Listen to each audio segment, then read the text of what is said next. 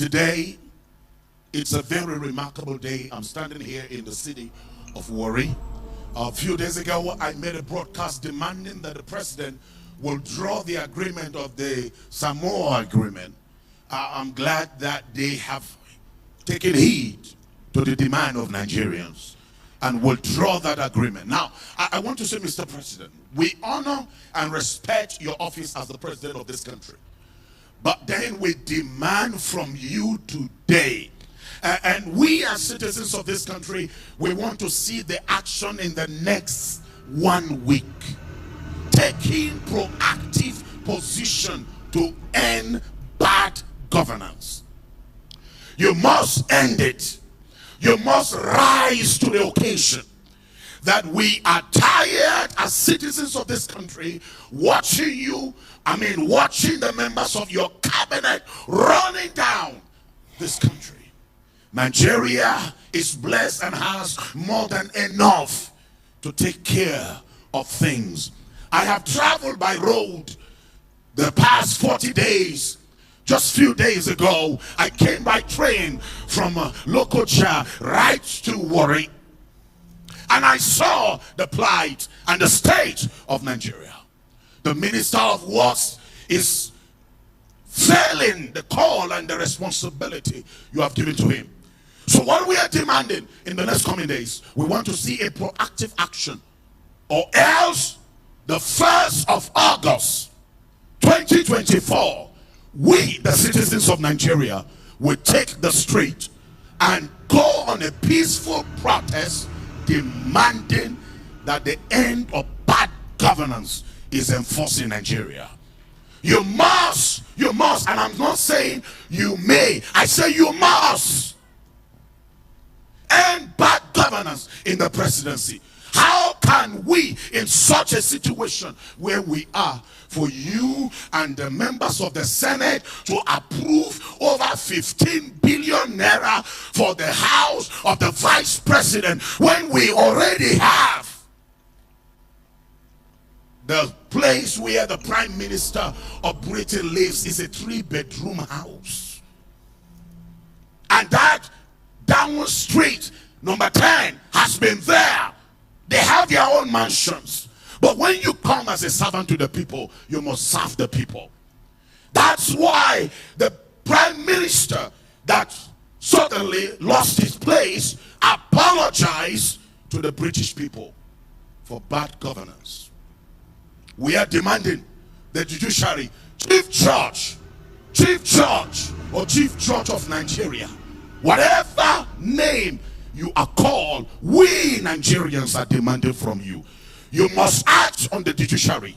All of these conflict and counter court judgments must come to an end. The most corrupt system in Nigeria is the judiciary. We are demanding the end of it. We are demanding the end of molestation by the police on the ways and the highways. This must come to an end. Today we are demanding every governor, you are not our Lord. You are the servant of the people. It is the people that voted you into power. You must serve the people. You must bring an end to the contractors that have received more than 50% mobilization. All of you contractors, we know you. I drove from Jos to Kanu to Jigawa. I drove from Jos to Okocha. And what I saw with my eyes, I am demanding that all of you contractors that have been paid for you to walk our roads, return back to site, or else Nigerians will respond to you. Today, I am asking churches and mosques, it's time to end all evil religious services.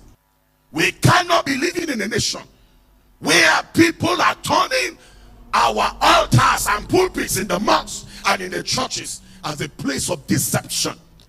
We want to say all churches and mosques where people are turning it to a commercial center, it must come to an end. It must come to an end. Nigeria must be safe. I want to admonish all members of IBBN, all of you, pastors and imams that are members of IBBN, please, on the 1st of August, if nothing is done, move to every government house and present your protest letter that enough is enough. This time around, we will not retreat until there is a change. Mr. President, we are not asking you to resign, but we are asking you to act. If you don't act, then Nigerians will demand for you to vacate that seat. But now, electoral reform must be enforced. You Akpabio, the Senate President, you better behave yourself. Enough is enough. And all of the things you've been doing in the National Assembly, we have been watching it as citizens. But from now, all of you members of the Senate and House of Representatives, you better be the representative of the people. If you don't do that, we will sack you from the National Assembly. I am saying this, that in the coming days, you must rise to occasion and bring about electoral reforms. We, Nigerians, are tired of the manipulation coming from the international community. It's time we solve our problem by ourselves. And I want to say this. That the military must rise up to occasion. You can end this banditry in 2 weeks. We have seen the communication and the statement of Zamfara governor. We've seen other governors. And we realize there are certain men that have vowed that they must not allow peace to reign in Nigeria. You know where the bandits are. You know their location. We are giving you these few days to rise to occasion. And we cannot continue to mobilize money to pay bandits in order to release our people. I recently, a few days ago, I had to raise more than 40 million for the release of a pastor that was arrested and kidnapped by the Boko Haram. But we're saying enough is enough. Enough. You can see my sweat. And I'm saying this, that by the 1st of August, all of you that are in the city of Jos, you are to mobilize yourself to gather at 7 a.m. at the old airport junction for us to take a march to the government house. And all of you across the country, members of IBBN, you must move to the House of Assembly, move to the government house and present your letter of protest. And we are demanding that Africa must get it right. Nigeria is the leader of Africa and we must do things right.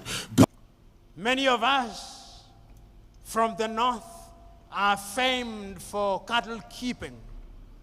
And when you are driving the cattle through different grazing grounds, the cattle believe that you love them so much because you protect them from the elements, because you protect them from other wild animals. But if the cattle were to know that you are the one who would end up eating them, they would treat you very differently. Invariably, they do not know. And therefore, you will continue controlling them the way you do, and you will continue eating them the way you do.